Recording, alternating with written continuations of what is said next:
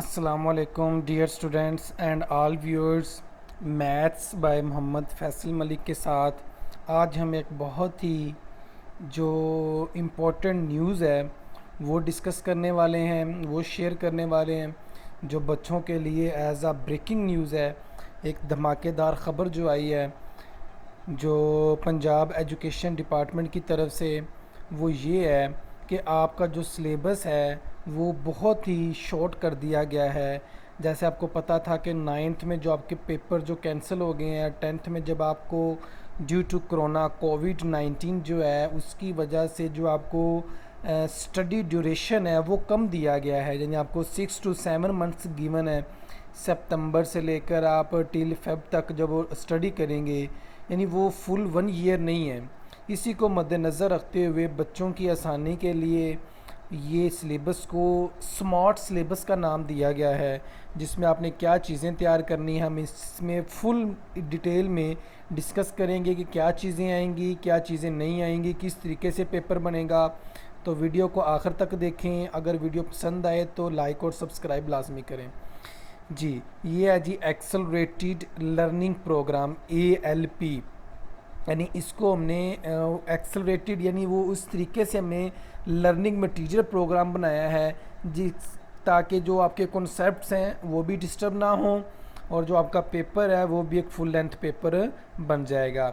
और ये सिर्फ जो है ना फ़िलहाल ब्राए सेकेंडरी क्लासेस हैं, ये इंटर क्लासेस के लिए नहीं है। कुछ बच्चे पूछ रहे थे कि सर ये आया कि FSC वगैरह के लिए ICS के लिए भी है, तो ये फ़िलहाल सिर्फ सेकेंडरी क्लासेस यानी 9th और 10th के लिए है।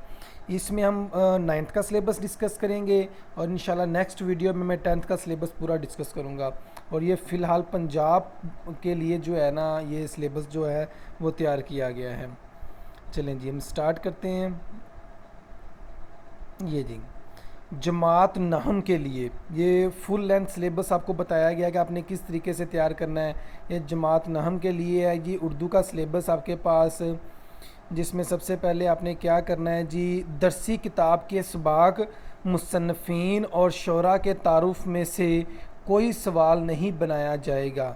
मुसन्नफ़ीन और शोरा के तारुफ में से कोई सवाल नहीं बनाया जाएगा। अक्सर शोरा जो है उनके तारुफ में सवाल आ जाता था, जो मुसन्निफ़ हैं नसर के उनमें से सवाल आ जाता था, तो उनमें से सवाल नहीं बनाया जाएगा।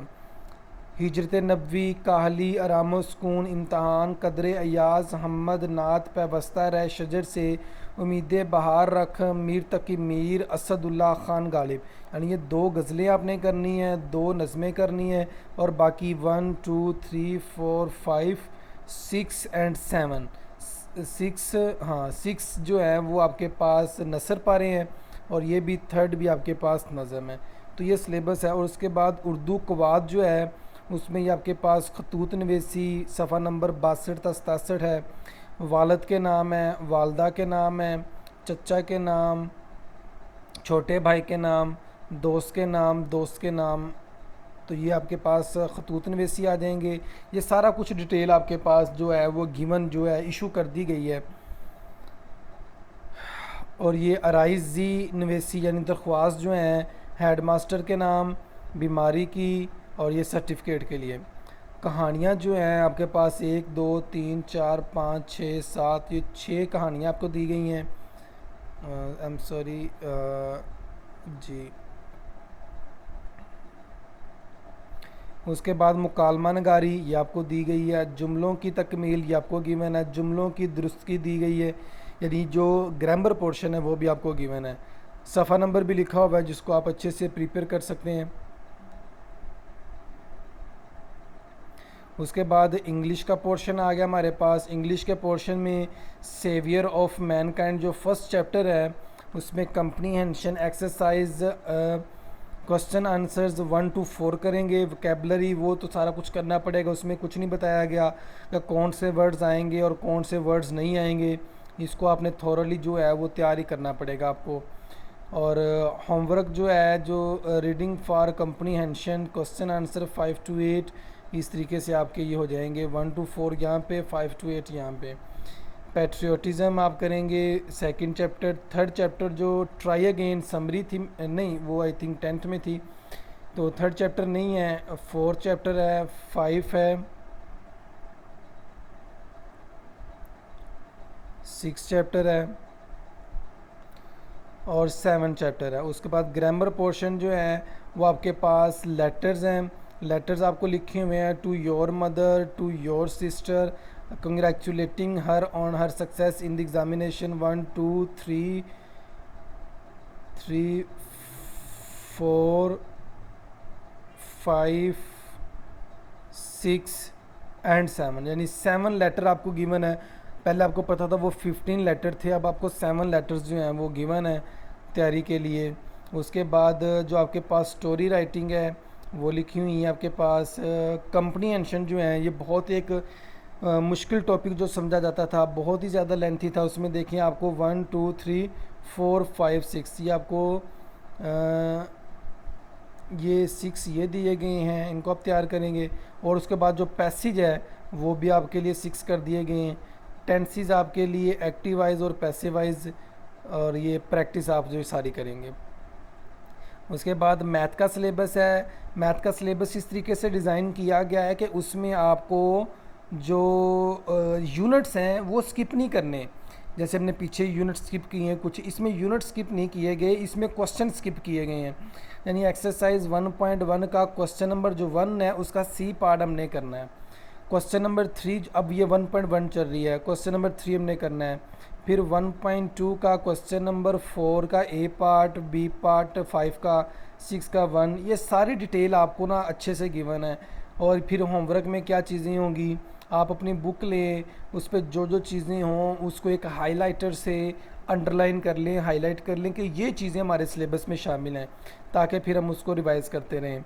जैसे ये देखें एक्सरसाइज 1.5 उसका क्वेश्चन नंबर 2 होगा, उसका सेकंड और फोर्थ पार्ट यहाँ पे है।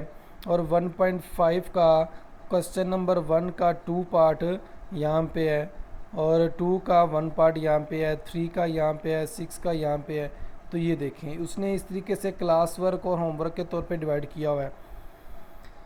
फिर रियल एंड कॉम्प्लेक्स नंबर इसी तरीके से 2.1 है, और यूनिट नंबर 3 है, यूनिट नंबर 4 है। ये डिवाइड किया हुआ है अच्छे से, तमाम नंबरिंग आपको की गई है। इसको आप हाईलाइट कर लेंगे तो आपको सारा कुछ कंफर्म हो जाएगा। 5 6 7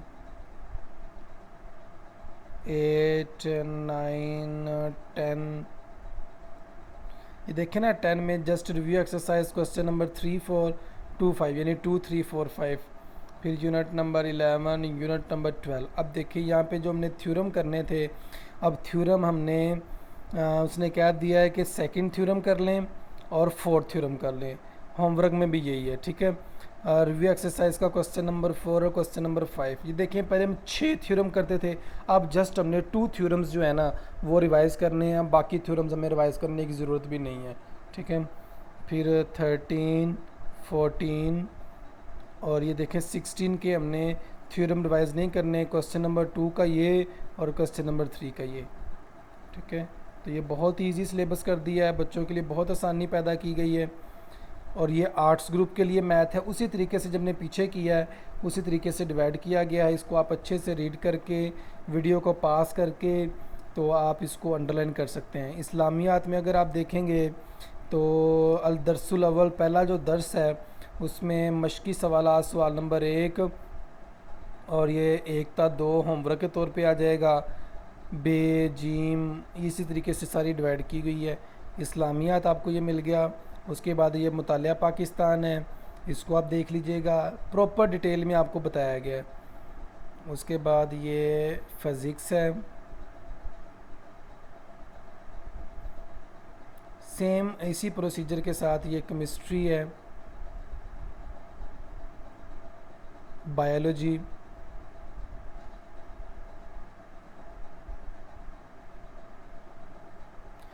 कंप्यूटर साइंस,